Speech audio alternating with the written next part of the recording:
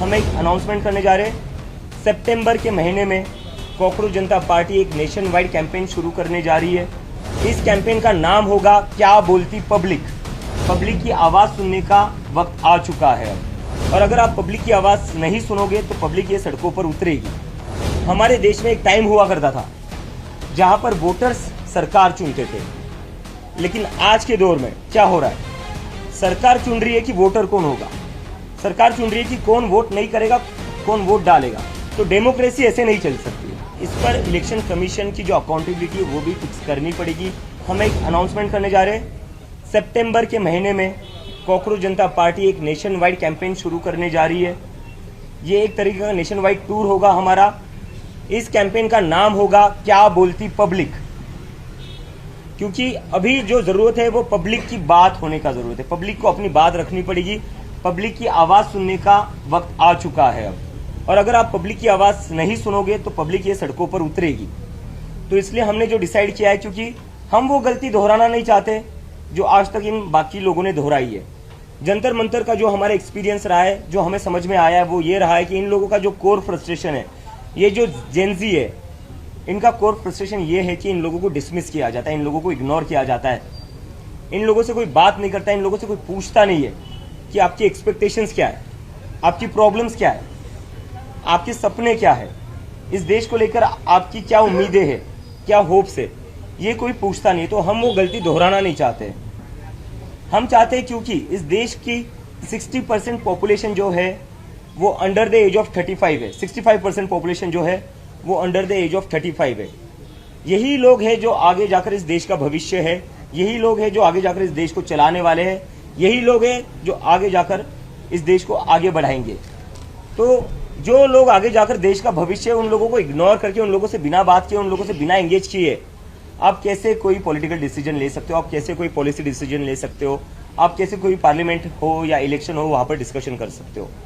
तो हम जो करना चाहते हैं वो करना चाहते हैं इन लोगों से stakeholder consultation, because they are the biggest stakeholder in India right now. Future उनका दाव पर है, जिंदगी उनकी दाव पर है। तो कॉकरोच जनता पार्टी इन सभी पूरे देश भर में घूमेगी, इन सभी लोगों से बातचीत करेगी, समझेगी इनके मुद्दे क्या है, इनकी क्या एक्सपेक्टेशंस है, और देश की एक इन टोटलिटी पॉलिटिक्स किस तरीके की होनी चाहिए, पॉलिटिक्स के मुद्दे क्या होने चाहिए। बिकॉज हम शुरुआत से कह रहे कि हम एक प्रेशर ग्रुप है जो चाहते कि एक पॉलिटिकल डिस्कोर्स चेंज हो इस देश का। क्योंकि पॉलिटिकल डिस्कोर्स में हमारे देश के पॉलिटिकल डिस्कोर्स के नाम पर क्या होता है, यूपी में होता है शमशान बनेगा या कब्रिस्तान बनेगा, महाराष्ट्र में आते हैं तो कहते हैं बटोगे या कटोगे। इससे किसी को जॉब्स नहीं मिल रही है, इससे किसी को अच्छी शिक्षा नहीं मिल रही है। तो हम जो चाहते हैं वो ये है कि मुद्दों की बात हो, शिक्षा की बात हो, बेरोजगारी की बात हो, और इसके साथ साथ इस देश के युवा, उनकी जो भी उम्मीदें, उनके जो भी कंसर्न्स हो, बात उस पर हो, देश के युवाओं की बात हो, उनके मन की बात ज़रूरी है, क्योंकि दे आर इन मेजॉरिटी, उनकी बात आपको सुननी पड़ेगी।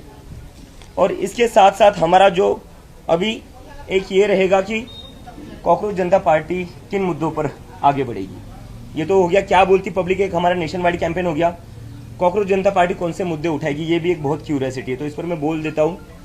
एजुकेशन रिफॉर्म्स एक सबसे बड़ी हमारी टॉप प्रायोरिटी रहेगा, क्योंकि आज हमारी देश की जो भी हालत है वो इसी की वजह से, क्योंकि एजुकेशन प्रायोरिटी नहीं है, ना वो किसी भी पॉलिटिकल पार्टी की है, ना वो सरकार में जो लोग बैठे हुए ना उसकी प्रायोरिटी है। तो इसलिए एजुकेशन रिफॉर्म्स हम चाहते हैं। आज की डेट में हमारे देश में एजुकेशन अनअफोर्डेबल बन चुका है। अगर किसी को अपने बच्चे को स्कूल में भेजना है, एडमिशन दिलवाना है प्राइवेट स्कूल में, सरकारी स्कूलों की तो क्या हाल कर रखी है हमने दिखाई है। पिछले 10 साल में 94,000 सरकारी स्कूल बंद कर दिए गए। इन स्कूलों को सुधारा जा सकता था, रेनोवेट किया जा सकता था, लेकिन सरकार ने क्या चुना, सरकार ने सरकारी स्कूलों को बंद करना चुना, क्योंकि फायदा इससे सीधा प्राइवेट स्कूलों को होगा। तो सरकार की तो कहीं पर भी प्राथमिकता नहीं है कि कैसे ज्यादा से ज्यादा बच्चों को एजुकेशन मिले। हम वो बदलना चाहते हैं। हम चाहते हैं कि ये जो शिक्षा को इतना एक्सपेंसिव बनाया है, स्कूलिंग को इतना एक्सपेंसिव बनाया हुआ है, वो एक तो पहले कम हो जाए।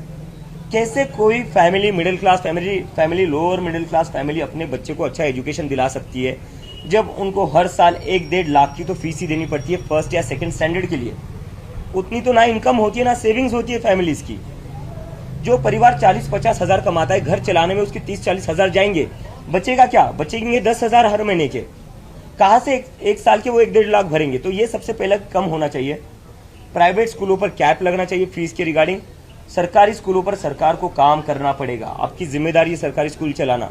जिस तरह से अपने डीमोनेटाइजेशन के बाद हर जिले में अपने मुख्यालय खोल दिए थे, अपने हेडक्वार्टर्स खोल दिए थे, आपने क्यों वैसे स्कूल्स नहीं खोले? उल्टा आप स्कूल बंद करते गए हो।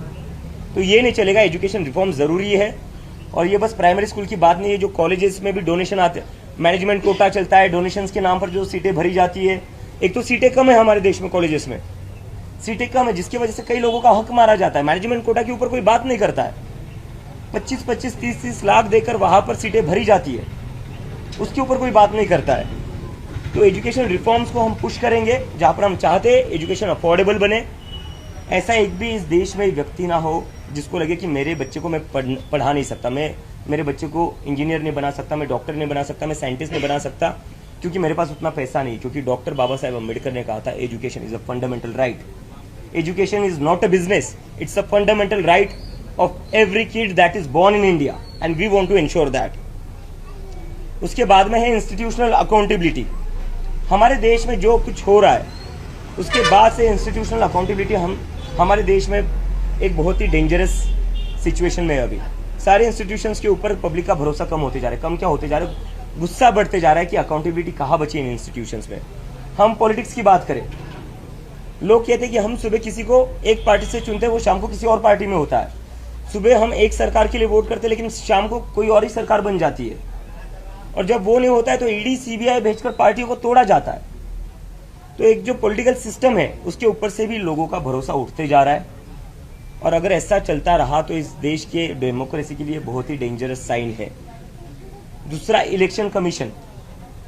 हमारे देश में एक टाइम हुआ करता था जहां पर वोटर्स सरकार चुनते थे, लेकिन आज के दौर में क्या हो रहा है, सरकार चुन रही है कि वोटर कौन होगा, सरकार चुन रही है कि कौन वोट नहीं करेगा, कौन वोट डालेगा। तो डेमोक्रेसी ऐसे नहीं चल सकती है।